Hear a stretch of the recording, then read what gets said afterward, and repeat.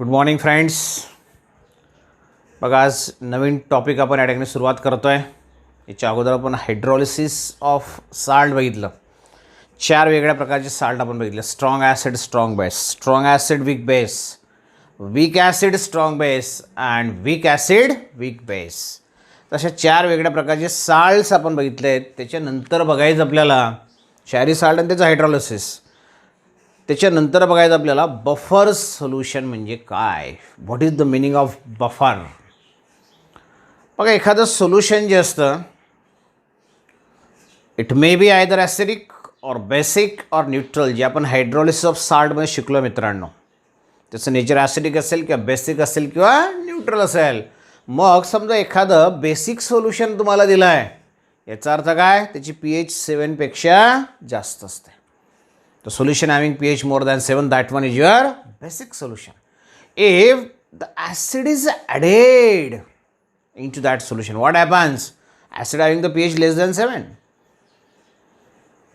ऐसा solution जिसका pH more than 7 है, that is basic. उसमें अगर हम acid ऐड करते हैं तो क्या हो जाएगा, its pH decreases. या तो acidic solution आपको दिया है उसमें अगर हम बेस ऐड करते हैं तो उसका pH बढ़ जाएगा. It's very simple. Less than 7 जर pH असेल तर ॲसिडिक, मोर दॅन 7 असेल तर बेसिक, एक्झॅक्ट 7 असेल तर न्यूट्रल. तुम्हाला माहिती आहे pH स्केल सॉरनसेन बघितलं आपण. मग त्याच्यात जर तुम्ही ॲसिड किंवा बेस ॲड केलं समजा तर pH चेंज होणार आहे, डेफिनेटली चेंज होणार. But here if you consider the buffer solution, this solution resist sudden change in pH when small quantity of acid or base is added to that solution. Sometime even it is diluted, then again there is no change in pH. If it is stored for a long time, again there is no change.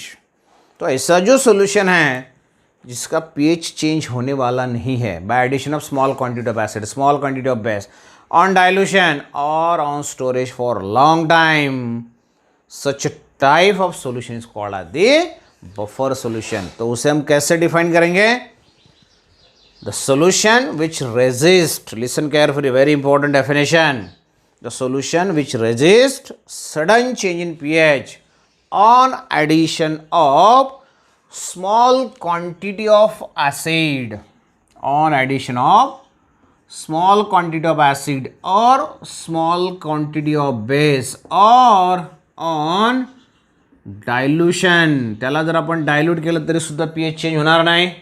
और on storage for long time. बघा 4 वेगळ्या property तुम्हाला दिल्या आहेत. त्या सोल्युशनमध्ये तुम्ही acid add केलं थोडंफार, जास्त नाही, तरी सुद्धा pH चेंज होत नाही. बेस ॲड केलं तरी पण pH चेंज होणार नाही. डायल्यूट केलं त्याला वॉटर ॲड करून तरी pH चेंज होणार नाही. त्याला जास्त दिवस स्टोअर करून ठेवलं तरी सुद्धा त्याची pH चेंज होणार नाही. असं जर सोल्युशन असेल तर त्याला म्हणणार तुम्ही बफर सोल्युशन. आलं लक्षात. परत एकदा डेफिनेशन सांगतो आहे once again. The solution which resist sudden change in pH change होणार नाही, sudden change in pH on addition of small quantity of acid और स्मॉल क्वांटिटी ऑफ बेस और ऑन डायल्यूशन और on storage for long time, such type of solution is called the buffer solution. मतलब इसका क्या होगा, buffer solution का pH जो है दोस्तों वो फिक्स रहने वाला है, वो चेंज होने वाला नहीं है. अगर आप उसमें सम एसिड और सम बेस और उसको डाइल्यूट करते हैं, उसको स्टोर करते हैं डेफिनेटली. तो ये होगा आपका definition for your buffer solution. Now the important one is your the types of buffer solution. How the buffer solution is categorise, classified. Therefore, it's the types of buffer solution. There are 2 types of buffer solution depending on the pH. Buffer solution का pH constant है तो उसका जो कुछ भी pH है वो क्या है, if it is less than 7 or it is more than 7, depending on that there are 2 types of buffer solution. And in that first one is your acidic buffer. पहला जो टाइप है उसमें का वो है एसिडिक बफर. तो definitely दूसरा type क्या होने वाला है दोस्तों, that one is your basic buffer. तो एसिडिक बफर जो है उसका पीएच एसिडिक रहेगा, मतलब लेस देन 7 रहेगा। उसमें अगर आप small quantity of acid add करता है, small quantity of base add करता है, या उसे डाइल्यूट करता है, उसे स्टोर करता है, तो उसका पीएच चेंज होने वाला नहीं है। Such a type of solution is your acidic solution. जिसका पीएच लेस देन 7 है उसे हम एसिडिक सोल्यूशन बोलेंगे। लेकिन हाउ इट इज फॉर्म, उसे हम फॉर्म कैसे करेंगे, उसका कंपोजिशन क्या है, त्याला आपण तयार कसं करणार, ते कशापासून तयार होईल। नाउ कन्सिडर द प्रिपरेशन और formation of acidic buffer. It's very important दोस्तों, एसिडिक बफर कैसे फॉर्म होता है। Listen carefully, it's very important. Entrance में इसके ऊपर बहुत बार क्वेश्चन पूछा गया है, भरपूर वेळेस क्वेश्चन विचारला गेला आहे। लक्ष द्यावे की ॲसिडिक बफर किंवा बेसिक बफर कसा तयार होणार। तर आपण ॲसिडिक बफरचं प्रिपरेशन या ठिकाणी बघतोय। बघा काय असेल, ॲसिडिक बफर इज प्रिपेअर्ड और इट इज कंपोज्ड ऑफ, कशापासून तयार करणार, weak acid and plus its salt of strong base. Very important. बघा ॲसिडिक बफर कसं तयार झालं आहे, वीक ॲसिडपासून त्याला आपण तयार करणार। म्हणजे त्यातला एक कंपोनंट आहे, हे दोन कंपोनंट आहेत, दोघांपैकी एक काय असेल तुमचा वीक ॲसिड, आणि दुसरा महत्त्वाचा आहे, खूप महत्त्वाचा आहे, काय म्हटलं आहे, इट्स म्हणजे काय, याचाच जो वीक ॲसिड तुम्ही घेतला असेल, जो भी वीक ॲसिड आपने लिया है उसी का it's salt of strong base, त्याच ॲसिडचा साल्ट असला पाहिजे स्ट्रॉंग बेस सोबतचा, बरोबर आहे। कसं ते आपण एक्झाम्पलमध्ये बघणार। तर ह्या दोघांच्या कंपोजिशनने, दोघं एकत्र आल्यानंतर बफर सोल्यूशन तयार होईल, and that buffer solution having the acidic pH, that's what is known as acidic buffer. लक्षात आलं मग? बघा आता ॲसिडिक बफर काय आहे आपण बघितलं, कसं तयार करतात ते पण बघितलं। एक्झाम्पल बघू आपण त्याचं। Now if you consider the example for your acidic buffer, suppose the weak acid is CH3COOH, okay. झाला वीक ॲसिड, काल बघितलं आपण ॲसिडिक ॲसिड, आणि ह्याच वीक ॲसिडचा साल्ट, ह्याच ॲसिडचा साल्ट तुम्हाला यूज करायचा आहे। मग त्याच्यात आपल्याला काय करायचं बघा, त्याचा साल्ट तयार करताना CH3COOH मधला फक्त हायड्रोजन काढायचा आणि त्याचं साल्ट तयार करायचं। पण कशाचा असला पाहिजे तो, स्ट्रॉंग बेस, NaOH मधला NaOH हा स्ट्रॉंग बेस आहे, बरोबर आहे। वीक ॲसिड आणि त्याच्याच साल्ट, कोणाचा, स्ट्रॉंग बेसचा, गॉट इट। तर ह्या दोघांचं कंपोजिशन जे असेल, दोघं एकत्र आल्यानंतर तुम्हाला ॲसिडिक बफर या ठिकाणी मिळेल, which having the pH less than 7, acidic pH त्याची असणार आहे। तर झालं टाईप्स ऑफ बफरमधला पहिला type, and that one is your acidic buffer. बघा आता ह्या ॲसिडिक बफरसाठी तुम्हाला म्हटलं मी की त्याची जी पीएच असते, that pH is less than 7, म्हणूनच त्याला आपण काय म्हटलं मित्रांनो, ॲसिडिक बफर म्हटलं आहे।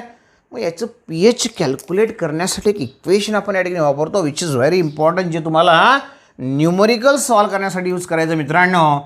PH of acidic buffer is given as pH equal to pKa, लक्षात द्यायचं, पीएच इक्वल टू pKa। बघा पीएच याच्या अगोदर बघितलं आपण, बरोबर आहे, जसं पीएच आहे तसं हा pKa plus log to the base 10 of concentration of salt divided by concentration of acid। बघा या ठिकाणी पीएच कसा कॅल्क्युलेट करतात ॲसिडिक बफरसाठी, त्याचं फॉर्म्युला तुम्हाला या ठिकाणी दिलेला आहे। बघा फॉर्म्युल्यामध्ये काय म्हटलेलं आहे, पीएच इक्वल टू pKa। तर पीएच तुम्हाला माहिती आहे, पोटेन्स ऑफ हायड्रोजन। पीएचचा फॉर्म्युला पण आपण बघितला आहे, pH is the negative logarithm to the base 10 of H plus ion concentration. आठवतंय मित्रांनो तुम्हाला, pH which is equal to negative log to the base 10 of H plus ion concentration, बरोबर आहे। मग जसं या ठिकाणी पीएचचा फॉर्म्युला आपण लिहितोय तसाच फॉर्म्युला तुम्ही pKa लिहू शकतात। पीएचच्या ऐवजी फक्त काय दिलं तुम्हाला आता, pKa, म्हणजे pKa जर तुम्हाला सेपरेटली कॅल्क्युलेट करायचं असेल तर आपण काय वापरणार, pK equal to negative logarithm to the base 10 of K काय असतो मला माहिती मित्रांनो, it's a dissociation constant for your acid. K B असेल तर तो बेस. हे झालं पी के. इथं ते व्हॅल्यू तुम्ही पुटअप करू शकतात. Plus log to the best of concentration of salt. कोणता साल्ट घेतला बघा या ठिकाणी आपण, जो काही तुम्ही घेतला असेल तो. Concentration of salt divided by concentration of acid. तर दोघांच्या कॉन्सन्ट्रेशनचा रेशो त्याचा लॉग तुम्हाला घ्यायचा प्लस पी के. यांची जी व्हॅल्यू येईल that is nothing but the P H of your acidic buffer. लक्षात आलं. मग जसं आपण ॲसिडिक बफर बघितलं त्याच पद्धतीने दुसरा टाईप आपल्याला बघायचा आहे मित्रांनो, and that one is your basic buffer. Acidic buffer जे बघितलं आपण त्याच पद्धतीने बेसिक बफर आहे. फरक काय असणार आहे, तुम्हाला जर विचारलं की बेसिक बफरची पी एच काय असेल तर काय सांगणार मित्रांनो, बेसिक बफरची पी एच बेसिक असणार. बेसिक पी एच म्हणजे काय, मोर दॅन 7 जर पी एच असेल तर ते असेल तुमची बेसिक पी एच. मग आता या ठिकाणी बघा, जसं आपण प्रिपरेशन बघितलं ॲसिडिक बफरचं, तसंच प्रिपरेशन तुम्हाला कोणाचं बघायचं आहे, बेसिक बफरचं प्रिपरेशन बघायचं आहे. मग त्याला कसं प्रिपेअर करणार, again it's preparation is very simple. Same त्याचीच कॉपी तुम्हाला करायची आहे. How the basic buffer is prepared. Here it is prepared by using weak base plus it's salt. तोच फॉर्म्युला आहे परत, तेच composition. It's salt of strong acid. Weak base plus it's salt of strong acid. मग आता weak base it's salt of strong acid हे दोघं एकत्र आल्यानंतर, वीक बेस आणि it's salt of strong acid एकत्र आल्यानंतर तुमचा बेसिक बफर तयार होतो आहे. मग एक्झाम्पल काय देणार मित्रांनो, very well known example for weak base is your NH4OH plus ह्या NH4OHचा म्हणजे वीक बेसचाच साल्ट असला पाहिजे, पण तो स्ट्रॉंग ॲसिडचा. बघा NH4 तसंच ॲज इट इज लिहिलं आहे आपण, कारण की त्याचाच साल्ट आपल्याला घ्यायचा आहे. आणि इथं असेल तर फक्त तुमचा CL तुमचा स्ट्रॉंग ॲसिडमधून आला, HCl आलेला आहे. ओके, म्हणून weak base and it's salt of strong acid. तर हे झालं तुमचं composition for or preparation for your basic buffer. मग जसं या ठिकाणी पी एच तुम्ही या ठिकाणी बघितलं बघा ॲसिडिक बफरचा, बरोबर आहे. मग बेसिक बफरचं पी एच काय घेणार, तर बेसिक बफरसाठी पी एच कॅल्क्युलेट न करता आपण काय कॅल्क्युलेट करणार, you have to calculate the POH. Okay, बघा आता त्याचं POHचं इक्वेशन काय असणार आहे, त्यासाठी पी एचचं लिहिलं आपण, इकडे लिहू आपण बेसिक बफरसाठी POHचं इक्वेशन काय असेल, POH. त्याच पद्धतीने असणार आहे. सेम जसं पी एचचं इक्वेशन घेतलं आहे आपण त्याच पद्धतीने ते POHचं इक्वेशन असेल. And that one is your PKB plus log to the base 10 of concentration of salt divided by concentration of base. Very simple. आलं लक्षात. बघा पी एचच्या ऐवजी POH आलं, कारण की इथं बेसिक कंपाऊंड आपण घेतला आहे. PKAच्या ऐवजी PKB आलं, हे पुढचं मात्र ॲज इट इज असणार आहे. मग जसं आपण PKA घेतला तसं PKBला कसं तुम्ही लिहिणार, सेम याच पद्धतीने आहे. It is the negative logarithm to the base 10 of KB. इथं K घेतला आहे, तिथं फक्त तुम्हाला KB घ्यावं लागेल. एवढाच फक्त डिफरन्स या ठिकाणी दोघं इक्वेशनमध्ये आहे. बघा आता या ठिकाणी दोन वेगळे इक्वेशन तुमच्या समोर आहेत, PH for your acidic buffer आणि POH for your basic buffer. मग तुम्हाला जर बेसिक बफरची PH काढायची असेल तर काय करणार, आपल्याला बघा एक इक्वेशन माहिती आहे, PH plus POH equal to 49. एक प्रोडक्ट ऑफ वॉटर, दोघांमधलं रिलेशन आपण बघितलं, बरोबर आहे. मग इथं POH तुम्हाला दिलेलं आहे, मग PH पाहिजे असेल तर काय करणार, PH equal to 14 minus POH. बघा इथं POH तुम्हाला काढता येईल, तो फक्त 14मधून सबस्ट्रॅक्ट करा, तुम्हाला PH मिळेल बेसिक बफरसाठी. हे तुम्हाला डायरेक्ट PH मिळतं आहे. बघा आता ॲसिडिक बफर म्हणजे काय, बेसिक बफर म्हणजे काय ते आपण बघितलं. त्याच्यानंतर दोघांची PH, दोघांचं फॉर्मेशन कसं होतं, प्रिपरेशन, ते पण आपण बघितलं. आणि दोघांची पी एच कसं कॅल्क्युलेट करणार त्याच्यासाठीचा फॉर्म्युला आपण बघितला. बघा आता हे जी इक्वेशन तुम्हाला दिलेलं आहे, calculation of p H for your acidic buffer and calculation of p H for your basic buffer, हा जो फॉर्म्युला आहे, हे जी इक्वेशन आहे, this equation was discovered by the scientist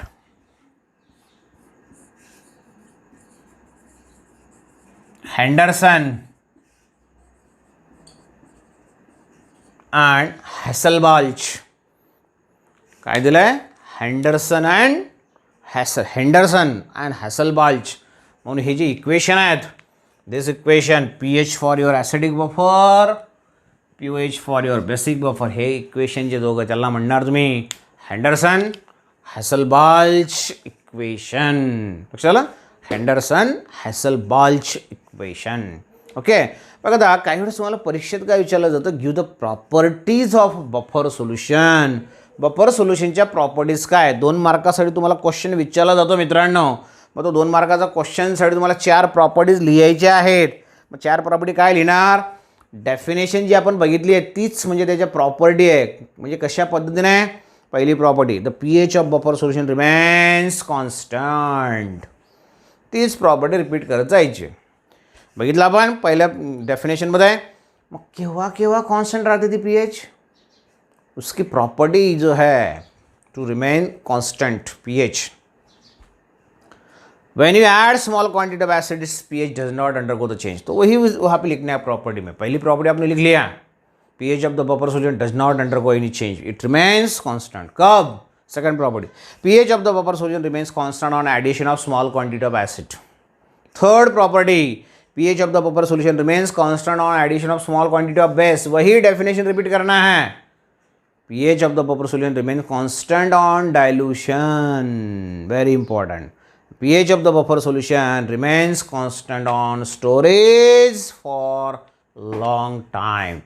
Definition मध्येच वाक्य आपण तयार केले. By using definition, just prepare the different sentence and that are the properties of your buffer solution. तो दोस्तों यहाँ पे ये इम्पॉर्टेंट है कि अगर हम एसिड ऐड करते हैं या तो बेस ऐड करते हैं या उसे डाइल्यूट करते हैं, ये तीनों बहुत इंपॉर्टेंट है. एसिड ऐड करना, बेस ऐड करना और उसे डाइल्यूट करना, तो भी उसका पीएच नहीं चेंज होता. वाई? ऐसा क्या है उसमें? Wai? It resists a sudden change in pH. Okay? Therefore, now consider the action of buffer. Buffer action हम बोलेंगे उसे. तो buffer action में क्या है, हम क्लियर कर सकते हैं why there is no change in the pH. Acidic buffer के लिए हम देखेंगे, वैसे आप बेसिक का भी कर सकते हैं, लेकिन यहाँ पे एसिडिक बफर के लिए दिया है आपको, तो हम एसिडिक बफर का एक्शन यहाँ पे देखेंगे. Therefore here now consider the buffer action for acidic buffer. बघा एसिडिक बफर कसं तयार होतं? Buffer action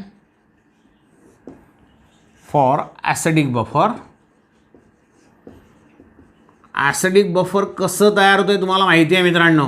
acidic buffer is composed of weak acid. For example weak acid like as CH3COOH and it's salt of strong base. उसी का salt strong base का. बघा हे example आपण बघितलं, याच्या अगोदर पण आपण लिहिलं आहे. तर याच्यात आपण आता स्मॉल त्याची ॲक्शन बघतोय, म्हणजे काय, why there is no change in the pH. PH मध्ये का बदल होत नाही त्याला म्हणणार तुम्ही बफर ॲक्शन. तुम्हाला असं म्हटलं आपण बघा, स्मॉल क्वांटिटी ऑफ ॲसिड जरी ॲड केलं तरी पीएच चेंज होत नाही. Small quantity of base add केलं तरी सुद्धा पीएच चेंज होत नाही. डायल्यूशन केलं त्याचं तरी पीएच चेंज होणार नाही आहे. बरोबर आहे? मग असं का? This is called the buffer action. मग ही बफर ॲक्शन काय आहे ॲक्च्युली ते आपण ॲडिंग बघा. Now consider here the buffer action. Why there is no change. Now consider. बघा त्या ठिकाणी ह्या बफर सोल्यूशन में, ये जो बफर सोल्यूशन है इसमें सबसे पहले हम क्या करेंगे, small quantity of concentrated acid add करेंगे. Addition of strong acid concentrated के बजाय हम उसे स्ट्रॉन्ग बोलेंगे। It's a quite different concept. Concentrated अलग कंसेप्ट है, स्ट्रॉन्ग अलग कंसेप्ट है।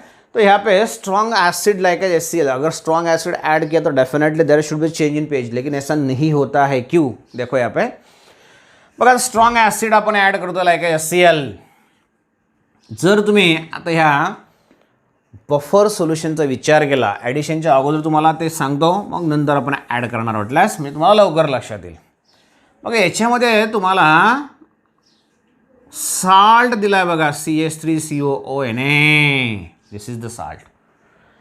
कुठलाही साल्ट असेल तो 100% आयोनाइज होतो.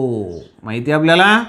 साल्ट असेल तो कुठलाही असू द्या, strong acid strong base, strong acid weak base, weak acid strong base, weak acid weak base. Salt म्हटला तो 100% अंडरगोज आयनाइजेशन, कंप्लीट आयनाइजेशन. और ये क्या प्रोड्यूस कर देगा फिर? CH3CO- plus Na plus. ये हो गया आपका, ये आपका साल्ट, वो तो 100% आयनाइज होने वाला है. आपका वीक एसिड, तो वीक एसिड का आयनाइजेशन हम कैसे दिखाएंगे?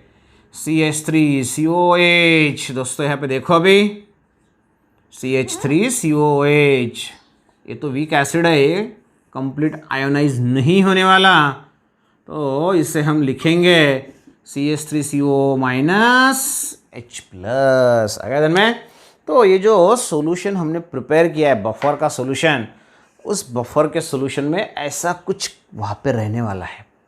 क्योंकि ये जो है ये तो साल्ट है, तो सॉल्यूशन में उसका एक्वियस सॉल्यूशन अगर हम प्रिपेयर करेंगे तो डेफिनेटली इट अंडरगोज 100% आयनाइजेशन. तो ऐसा हो जाएगा, वो उसका आयंस प्रोड्यूस हो जाएंगे. सिमिलरली ये वीक एसिड है, ये तो 100% आयनाइज नहीं होने वाला. कुछ तो जैसे कि वैसे रहेगा, कुछ मतलब बहुत सारा रहेगा, और थोड़ा कुछ जो है वो आयनाइज होने वाला है. तो ये जो सिचुएशन है, अगर आप एसिडिक बफर के बारे में सोचेंगे तो उसके सॉल्यूशन में ये सब आपको दिखेगा. मोस्ट ऑफ CH3COO-, क्योंकि ये तो 100% आयनाइज हो गया है. और उसमें और ऐड हो जाएगा ये इसका, तो मतलब इसका कॉन्सेंट्रेशन बहुत ही ज़्यादा है एसिडेट आयन का. ये भी काफ़ी अच्छा है Na+, और ये थोड़ा सा है. ओके, अभी ऐसे कंडीशन में हम क्या करने जा रहे हैं, उसमें एसिड ऐड करने जा रहे हैं या तो बेस ऐड करने जा रहे हैं हम. Now consider first the addition of acid. Addition of strong acid. अगर हम स्ट्रॉन्ग एसिड ऐड करते हैं लाइक HCl, तो क्या होने वाला है दोस्तों? देखो HCl स्ट्रॉन्ग है, अगर स्ट्रॉन्ग है तो 100% आयोनाइज होने वाला है. और अगर ये 100% आयोनाइज होता है तो H+ और Cl- आयन प्रोड्यूस करेंगे डेफिनेटली. करेक्ट, लिसन केयरफुली. तो अगर H+ आयन का कॉन्सेंट्रेशन हम इसमें ऐड कर रहे हैं तो H+ आयन का कॉन्सेंट्रेशन बढ़ जाएगा. और जैसे ही H+ आयन का कॉन्सेंट्रेशन बढ़ता है, pH चेंज होने वाला है, होना चाहिए. As the concentration of H+ ion increases, pH decreases. जैसे जैसे H+ आयन बढ़ते जाएगा वैसे वैसे सॉल्यूशन ज़्यादा एसिडिक होते जाएगा, मतलब pH कम कम होते जाएगा. 7 से जब pH रिवर्स होता है, कम होता है, तो एसिडिटी बढ़ जाती है उसकी. बराबर है. तो यहाँ पे H+ आयन का कॉन्सेंट्रेशन बढ़ गया तो pH चेंज होना चाहिए, लेकिन ऐसा नहीं होता. उसे हम बोलते हैं बफर एक्शन. तो इसमें ये जो H+ ion which is responsible for the change in pH, क्योंकि pH चेंज किसकी वजह से होने वाला है? H+ आयन की वजह से pH चेंज होने वाला है. लेकिन ये जो H+ आयन है जो pH को चेंज कर सकता है, that H+ ion is consumed by acetate ion. क्योंकि यहाँ पे एसिटेट आयन बहुत है, उसका कॉन्सेंट्रेशन बहुत ज़्यादा है. तो क्या करेगा, ये जो H+ आयन है उसे कंज्यूम करने का काम ये एसिटेट आयन कर लेगा और उसका कन्वर्शन हो जाएगा CH3COOH. It's a weak acid. तो दोस्तों जिसकी वजह से pH चेंज होने वाला था वही यहाँ पे कंज्यूम हो गया है. H+ आयनच स्वतः कंज्यूम होऊन गेला ॲसिडेट आयन, कारण की ॲसिड आयनचं कॉन्सन्ट्रेशन भरपूर जास्त आहे. That's why there is no change in pH when small quantity of strong acid is added to the buffer solution. This is the buffer action. हमने बोला बेस भी आप अगर आप ऐड करते हैं तो भी वहाँ पे pH चेंज नहीं होता है. तो देखते हैं बेस ऐड करके क्या होता है. तो now consider the addition of base, strong base. addition of strong base like as NaOH.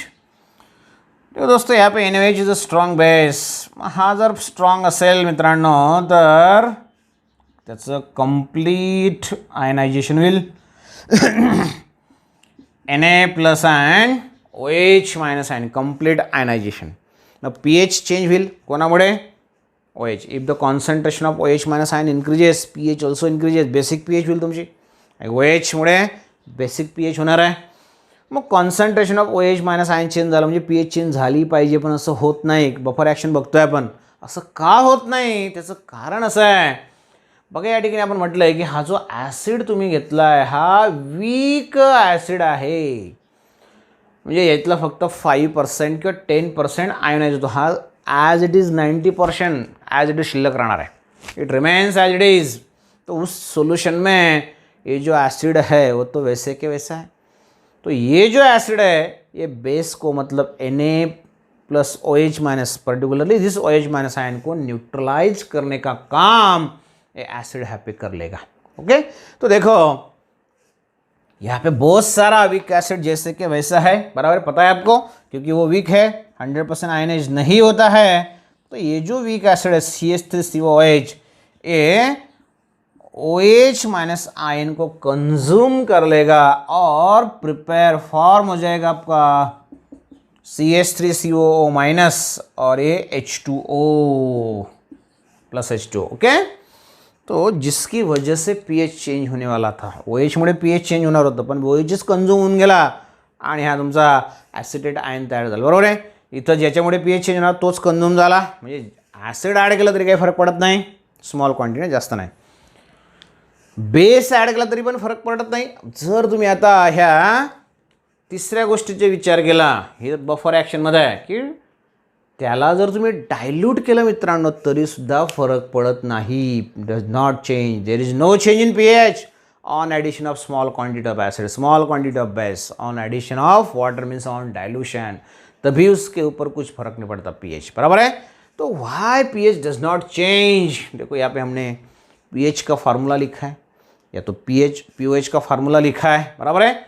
समझो यहाँ पे pH या POH है, तो इक्वेशन क्या है आपके? हेंडरसन एंड हैसेलबाल्च इक्वेशन क्या दिया है आपको? pH इक्वल टू PKB या तो POH equal to PKB, POH equal to PKB plus log to the base concentration of salt upon base. अगर ये एसिड के बारे में देखेंगे तो pH equal to PK plus log to the base salt upon base. अगर हम dilution कर रहे हैं दोस्तों तो यहाँ पे डाइल्यूशन किसका होने वाला है? ये जो सॉल्यूशन हमने प्रिपेयर किया उसमें अगर हम वाटर ऐड करेंगे तो डाइल्यूशन दोनों का होने वाला है. वीक एसिड का भी होने वाला है, साल्ट का भी होने वाला है. बराबर है. तो डाइल्यूशन के बाद दोनों का कॉन्सेंट्रेशन चेंज हो जाएगा, लेकिन उसका रेशियो जो है वो चेंज होने वाला नहीं है. बराबर आहे. बघा डायल्यूशन केलं तर काय होणार आहे? याचं कॉन्सन्ट्रेशन चेंज होईल, याचं पण चेंज होईल, पण त्यांचा रेशियो जो आहे तो रेशियो मात्र चेंज होत नाही. आणि तो रेशियो जर चेंज झाला नाही त्याचा लॉग चेंज होईल का? नाही. म्हणजे एवढा जो पार्ट आहे log to the best and salt upon acid, salt upon base, डायल्यूशनमुळे त्याच्यात काही बदल होत नाही. There is no change on dilution of concentration of acid and base. Concentration change होता है लेकिन उसका रेशियो चेंज नहीं होने वाला है. अगर रेशियो चेंज नहीं होला तो ये क्वांटिटी फिक्स होगा. PK या PKB तो 100% फिक्स रहता है कोई भी एसिड के लिए. There is no change at all. तो इसलिए when you add small quantity of acid, small quantity of base on dilution or on storage for a long time, there is no change in the pH and this is called as the buffer action. तो इसी को हम बोलेंगे दोस्तों यहाँ पे buffer action. Properties of buffer solution तो already मैंने आपको बता दिया है. बराबर है. इसके बाद आपके लिए है that one is your applications of buffer solution, where the buffer solution is applied. There are various applications of buffer solution in biochemical laboratories. Biochemical laboratories आपने देखा है कि बायोकेमिकल सिस्टम्स अपने बॉडी में जो सिस्टम है बायोकेमिकल सिस्टम उसमें buffer solution use होता है, लेबोरेटरी में भी होता है. तो अपने बॉडी में कुछ ऐसा है जो बफर जैसा एक्ट होता है. What is the pH of your blood? Blood is alkaline in nature. It's pH is near about 7.36. It's pH is near about 7.36 to 7.4 लिखेंगे तो भी चलेगा, या 42 लिखेंगे तो भी चलेगा. तो इसके बीच ब्लड का पीएच होता आहे दोस्तों. मग जर समजा पीएच त्याची 7 पेक्षा जास्त आहे, ब्लडची पीएच 7 पेक्षा जास्त आहे, तर डेफिनेटली ब्लड काय अल्कलाइन आहे. जसं तुम्हाला गॅस्ट्रिक ज्यूस सांगितलं तुम्ही, 2 पेक्षा त्याची पीएच कमी असते, म्हणजे तो ॲसिड स्ट्रॉंगली ॲसिडिक असतो. डायजेशन ऑफ फूडसाठी त्या ॲसिडचा यूज केला जातो. HCl आपल्या बॉडीमध्ये सिक्रेट होत असतं, बरोबर आहे. तसं या ठिकाणी ब्लड जे आहे आपलं ते अल्कलाइन इन नेचर आहे मित्रांनो. मग ह्या पीएचमध्ये ही जी पीएच आहे याच्यामध्ये एवढा जरी बदल झाला, जस्ट मेअर चेंज ऑफ 0.2 ने जरी पीएच चेंज झाली, देन इट इज फटल टू अवर लाईव्स. तर आपल्यासाठी ते फटल आहे, डायरेक्ट डेथ होऊ शकते एवढा जरी चेंज झाला 0.2 ने तरी. मग ही पीएच मेंटेन करणं, कारण की पीएच कॉन्स्टंट राहणं ही कोणाची प्रॉपर्टी आहे? बफर सोल्युशनची. Buffer solution having the constant pH, it does not undergo any change, it resist the sudden change in pH. तर हे कॉन्स्टंट ठेवण्याचं काम आपल्या बॉडीमध्ये कोण करतं? तर तिथं बफर आहे. आणि कशाचं बफर आहे? Weak acid like as H2CO3, बरोबर आहे. अँड इट्स साल्ट ऑफ, बघा H2CO3 आणि त्याचं साल्ट HCOO मायनस. लक्षात आलं? H2CO3 हा कार्बोनिक ॲसिड आहे आणि त्याचा जो साल्ट आहे HCO3 minus, actually HCO3 minus, bicarbonate ion ज्याला म्हणतो आपण. This is a bicarbonate ion and this one is your carbonic acid, weak acid. This one is your weak acid आणि हा त्याचा स्ट्रॉंग बेसचा साल्ट आहे, बायकार्बोनेट आयन. इथं जर Na तुम्ही ठेवला तर NaCO3, सोडियम बायकार्बोनेट, साल्ट होऊन जाईल त्याचा. तर this is the buffer in our blood which maintains the blood pH between these values. आणि थोडा जरी बदल झाला तर परमनंटली आपलं काम होऊ शकतं, 12 वाजू शकतात, बरोबर आहे. This is the very important application in biochemical reaction which are taking place in our body. Similarly here, buffer solution is utilized in the different industries. Agriculture industry, soil ची pH maintain करायची आहे, because the assimilation of nutrients by plants takes place within a proper pH. तो soil pH अगर आपको maintain करना है तो यहाँ पे buffer solution यूज हो सकता है. लॅबोरेटरी तुम्हाला सांगितलं मी, ब्लड चेक वगैरे करायचं असेल तर बफर सोल्युशनचा यूज केला जातो मित्रांनो. त्याच्यानंतर अशा वेगवेगळ्या इंडस्ट्री जे आहेत, जसं मेडिसिन तयार करायचं असेल तर बफर सोल्युशनचा यूज केला जातो. Sodium benzoate is one of the important buffer. Jam jellies तुम्हाला प्रिझर्व करायचे आहेत फूड इंडस्ट्रीजमध्ये. तर फूड मटेरियल जास्त दिवस टिकण्यासाठी ती पीएच मेंटेन करणं गरजेचं असतं. पीएच मेंटेन नाही केली तर घरी समजा तुम्ही एखादं जॅम जेली तयार केलं, लगेच ते स्पॉईल होतं का? तर पीएच चेंज होऊन जाते लगेच.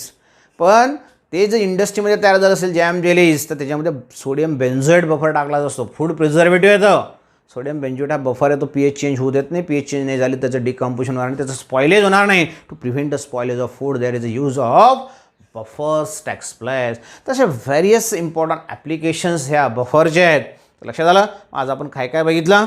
First one is your buffer, त्याची डेफिनेशन, त्याच्यानंतर टाईप्स ऑफ बफर, त्याच्यानंतर बफर ॲक्शन, बफरची pH, Henderson Hasselbalch equation, buffer action, आणि मग शेवटी त्याचे ॲप्लिकेशन्स आपण बघितले. लक्षात आलं? खूप इम्पॉर्टंट टॉपिक आहे. 100% तुम्हाला याच्यावर क्वेश्चन विचारला जाईल, म्हणून रिपीटेडली व्यवस्थित हा व्हिडिओ बघा, याच्या अगोदर आणि हा व्हिडिओ.